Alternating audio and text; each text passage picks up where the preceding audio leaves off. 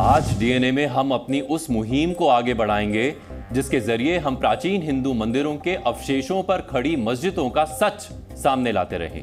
इसी मुहिम के तहत हमने आपको ज्ञानवापी मस्जिद का सच दिखाया था, हमने आपको बदायूं की जामा मस्जिद का सच दिखाया था, और अब हम आपको मथुरा में शाही ईदगाह मस्जिद का सच दिखाएंगे और वहां श्री कृष्ण जन्मभूमि से जुड़े वो साक्ष्य आपके सामने रखेंगे जिसके आधार पर हिंदू पक्ष पिछले करीब 200 वर्षों से शाही ईदगाह मस्जिद के नीचे मंदिर होने का दावा कर रहा है।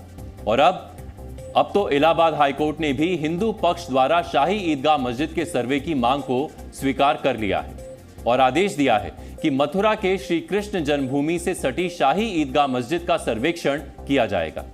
इस आदेश को मुस्लिम पक्ष ने सुप्रीम कोर्ट में चुनौती दी थी, लेकिन सुप्रीम कोर्ट ने भी मुस्लिम पक्ष को झटका देते हुए आज इलाहाबाद हाईकोर्ट के शाही ईदगाह मस्जिद के सर्वेक्षण के आदेश पर रोक लगाने से साफ मना कर दिया है।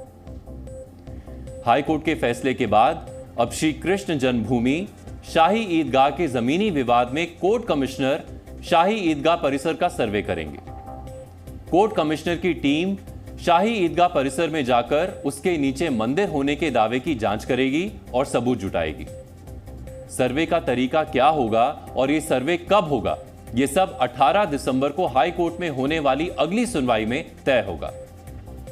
लेकिन आज हम आपको ना सिर्फ श्री कृष्ण जन्मभूमि शाही ईदगाह मस्जिद का पूरा ऐतिहासिक विवाद समझाएंगे, बल्कि आपको आज से 162 वर्ष पहले आर्कियोलॉजिकल सर्वे ऑफ इंडिया द्वारा किए गए शाही ईदगाह मस्जिद की एक्सक्लूसिव सर्वेक्षण रिपोर्ट भी दिखाएंगे, जिससे आप समझ सकेंगे कि अब 162 वर्ष बाद जब शाही ईदगाह मस्जिद का सर्वेक्षण होगा तो कौन सी ऐतिहासिक जानकारियां सामने आ सकेंगी। और ये सभी जानकारियां पुख्ता सबूतों के साथ आपको सिर्फ जी न्यूज पर ही मिलेगी।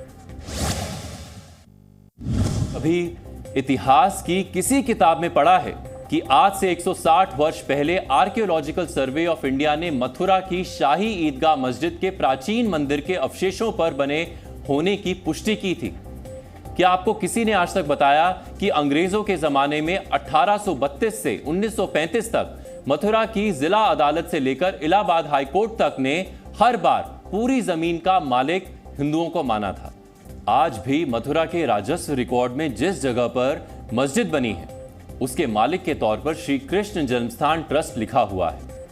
आज मथुरा के श्री कृष्ण जन्मस्थान शाही ईदगाह से जुड़े जो दस्तावेज आप डीएनए में देखेंगे, उनमें से कई कागजों को आपने पहले कभी नहीं देखा होगा। सबूत नंबर 1, आज से 160 वर्ष पुरानी आर्कियोलॉजिकल सर्वे ऑफ इंडिया की यह रिपोर्ट।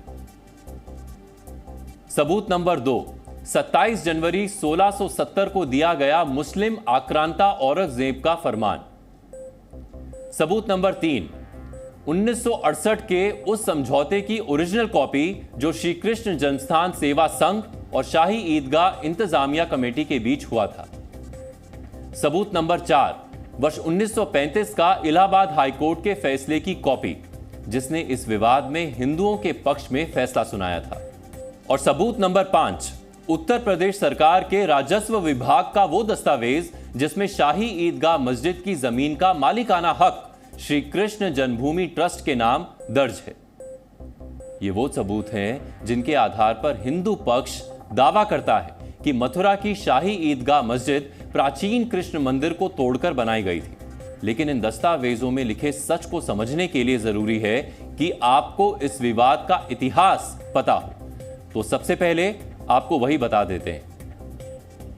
दरअसल ये पूरा विवाद 13.37 एकड़ जमीन को लेकर है, जिसमें 10.9 एकड़ जमीन श्री कृष्ण जन्मस्थान और 2.5 एकड़ जमीन शाही ईदगाह मस्जिद के पास है।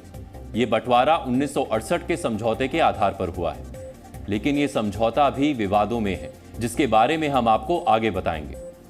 हिंदुओं का दावा है कि जिस जमीन पर ईदगाह मस्जिद है, पहले वहां मंदिर था जिसे औरंगजेब ने तुड़वाकर मस्जिद बनवाई थी।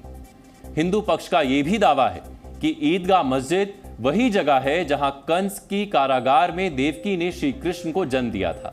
यानी ईदगाह मस्जिद श्री कृष्ण जन्मभूमि पर बनी हुई है। हिंदू पक्ष चाहता है कि उसे पूरी 13.37 एकड़ जमीन पर मालिकाना हक दिया जाए, जिसको लेकर मथुरा कोर्ट में 25 सितंबर 2020 में याचिका दाखिल की गई थी, जिसे कोर्ट ने प्लेसेस ऑफ वर्शिप एक्ट 1991 के आधार पर खारिज कर दिया था। जिसके बाद 12 अक्टूबर 2020 को दोबारा पुनर्विचार याचिका दाखिल की गई थी।